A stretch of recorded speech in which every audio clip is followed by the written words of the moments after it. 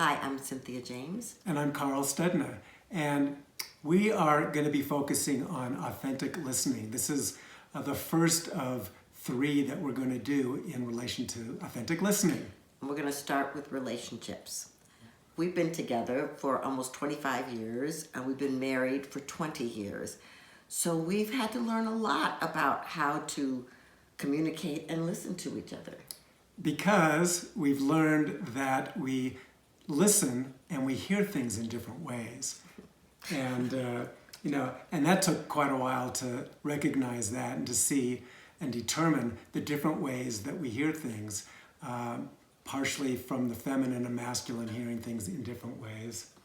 And partly from the fact that sometimes when we're so connected to being right or so connected to being heard or understood, we move out of the heart.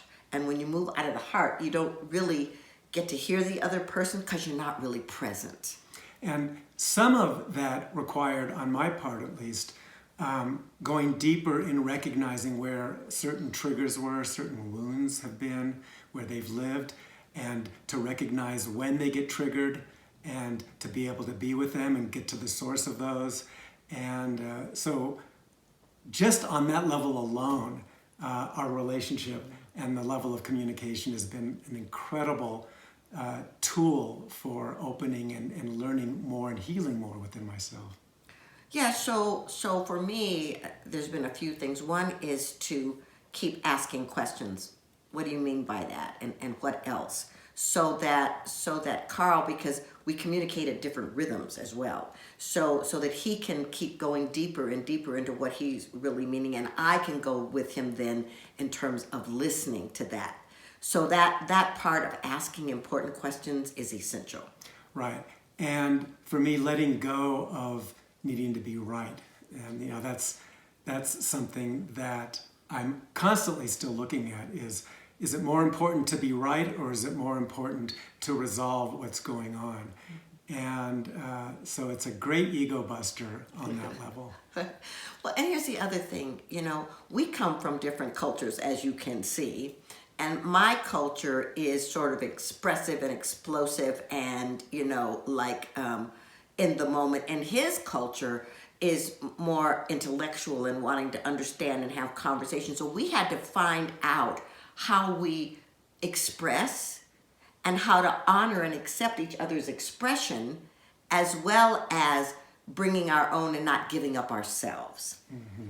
Yeah, and that's still an ongoing journey, 25 years into this. And that's, I guess, one of the greatest things that I'm constantly being reminded of is that it's always a work in progress. Mm-hmm. Our relationship's always evolving. We're always growing and changing. So it's opening and listening to what Cynthia's needs are as she grows and expands, and vice versa. And so we're continually evolving in that way. And I want you to know that authentic listening works in partnerships like this. It works with your family members, your children, your friendships. Everybody wants to be heard. Everybody wants to be understood.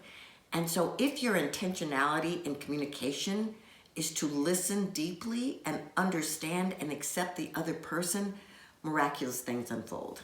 Absolutely. And the more that I go deeper in my willingness to listen, to really listen when Cynthia's speaking, as opposed to, especially if we're in an argument, if something's really heated, how to just be present and really listen, as opposed to thinking about what I want to say next to defend myself. Mm-hmm. That's been a huge process for me. And it's, as I said, it's ongoing. So, this is a work in progress, and we are grateful to be sharing little tidbits of what we've been learning with you. Yeah, and I want you to know that your heart will always guide you to loving. And so if you can listen from the heart, you will see things occur in relationships on every level that bring you closer. Beautiful. Thanks so much. Thank you.